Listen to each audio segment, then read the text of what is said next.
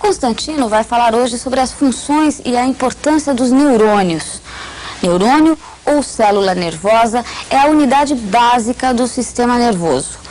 Cada neurônio possui um longo prolongamento, o axônio, transmissor de impulsos elétricos e secretor de substâncias que atuam sobre as partes periféricas do corpo, como os músculos, por exemplo. As informações vindas do exterior são levadas até o corpo do neurônio por prolongamentos chamados dendritos. Para que se tenha uma ideia da complexidade e precisão do sistema nervoso, registre aí essa informação. No córtex cerebral existem milhões de neurônios. Olá pessoal, aquele abraço. Estamos mais uma vez juntos, né? Para prosseguirmos com o estudo da vida, da biologia animal. É verdade. E nós estamos dando prioridade ao estudo do funcionamento do animal. Hoje, nós vamos estudar sistema nervoso. Vamos dar início ao estudo do sistema nervoso, né? E a unidade do sistema nervoso é o neurônio, a célula nervosa, tá? Você sabe que neurônio é o nome dado para uma célula nervosa, né? É verdade, o nosso cérebro tem uma grande quantidade de neurônios, né? Vamos dar uma espiadinha no nosso cérebro, vamos? Veja. O cérebro humano tem uma grande quantidade de neurônios, né? Ele pode ser dividido em dois hemisférios, né? Interessante que o hemisfério direito controla o lado esquerdo do corpo e o hemisfério esquerdo o lado direito, né? E vice-versa, né? Não é verdade? Num dos hemisférios cerebrais, nós temos aí o controle do pensamento analítico, da linguagem, da lógica, né? No outro, uma orientação espacial, uma consciência corporal, né? Os dons artísticos do indivíduo, não é verdade? É o cérebro humano. Entre eles, há uma união, né, entre os dois hemisférios, né? Através de fibras do chamado corpo caloso, né? Dois hemisférios, direito e esquerdo, né? Tá? E entre eles fibras do corpo caloso, né? Às vezes, uma pessoa tem um problema do lado esquerdo do cérebro e fica com paralisia do lado direito do corpo, né? Tá? Às vezes, ela tem um problema do lado direito do cérebro e fica com o lado esquerdo paralisado, né? Tá? É que há fibras que partem do cérebro que se cruzam, né? Tá? Do lado esquerdo vem para o lado direito do corpo e vice-versa, né? Por isso que às vezes acontece isso, né? Mas, pessoal, vamos bater um papinho sobre o neurônio. Você sabe o que é o neurônio? É a unidade funcional do sistema nervoso, é a célula nervosa, né? Quais são os componentes do neurônio? Vamos dar uma espiadinha? Vamos? Componentes do neurônio, veja. O neurônio ou célula nervosa, olha lá. Ele costuma ter uma parte mais volumosa, que é o corpo celular, né? Pode ter a forma de uma estrela, pode ter uma forma piramidal, pode ser esférico, né? Tem núcleo, né? Também chamado de pericárdio, né? Tá? Corpo celular do neurônio. Ele tem prolongamentos, os dendritos, cujo número varia, tá? De 0 a N, né? Há neurônio adendrítico, mas também há neurônio polidendrítico, né? E um outro prolongamento que é o axônio. Os neurônios costumam ser monoaxônicos, tem um axônio só, né? O neurônio conduz um impulso nervoso, de uma maneira muito parecida como um fio conduz corrente elétrica, de uma maneira parecida, né? Você pega um fiozinho de eletricidade, o corinho do fio é um isolante, não é verdade? O neurônio também pode ter um isolante, né? Veja, acompanhe, olha lá. Esse isolante é a chamada bainha de mielina. Mielina é uma gordura. Gordura é mau condutor de corrente, então é um ótimo isolante, né? A bainha de mielina.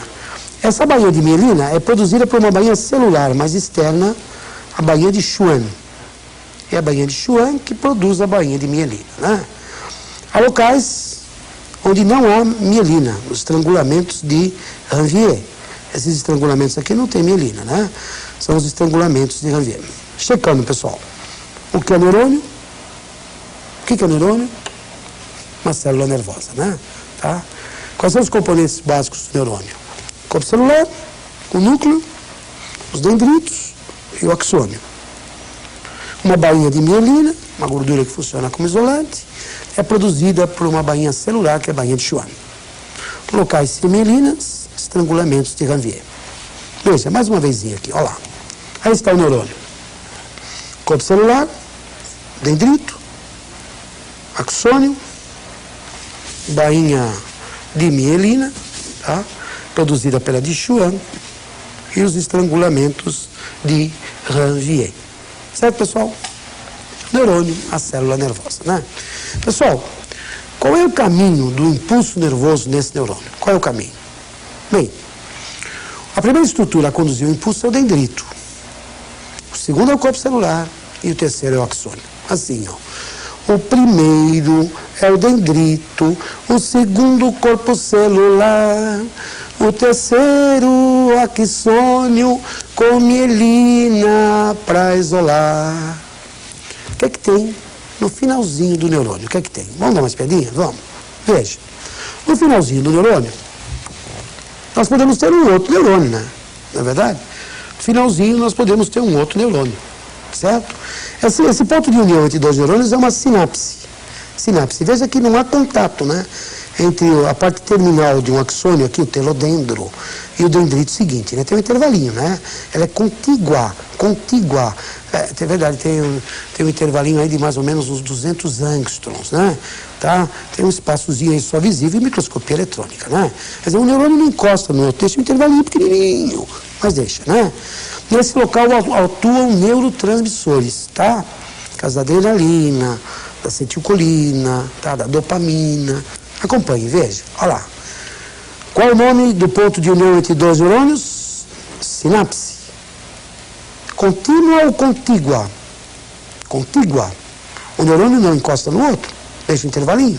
Quem é que transmite o impulso nesse local? Os neurotransmissores. Como a adrenalina, a acetilcolina, né? Como se a adrenalina e a acetilcolina fossem, digamos, office boys, né? Leva recados. Sai do neurônio, atravessa a sinapse e leva o impulso para o neurônio seguinte, né? Leva o impulso. Olha, é muito importante que nós guardarmos que há uma comunicação direta entre um sistema nervoso e o sistema muscular, né? É verdade que os músculos contraem e relaxam, mas por comando nervoso, né? Tá? Ao mesmo tempo que alguns contraem, outros relaxam, né? E esse antagonismo permite o movimento, né? Tá? Cérebro de Constantino quer que bíceps de Constantino entre em ação. Tríceps também.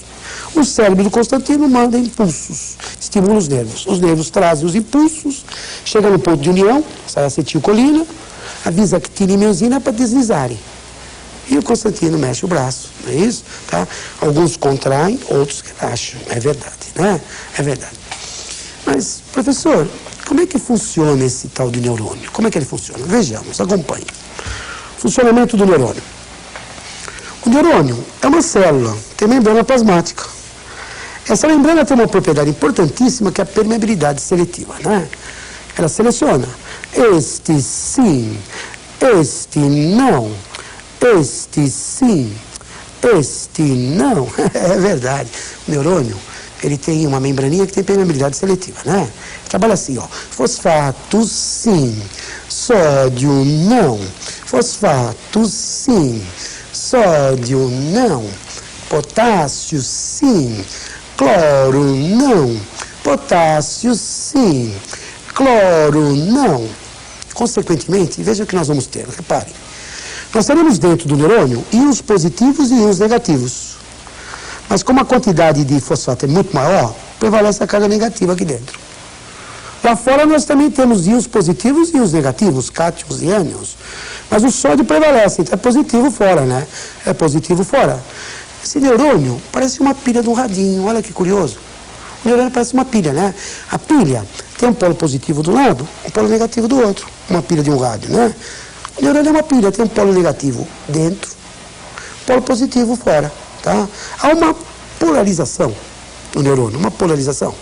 A causa é a permeabilidade seletiva, né? Permeabilidade seletiva. Acompanhe aqui comigo, olha.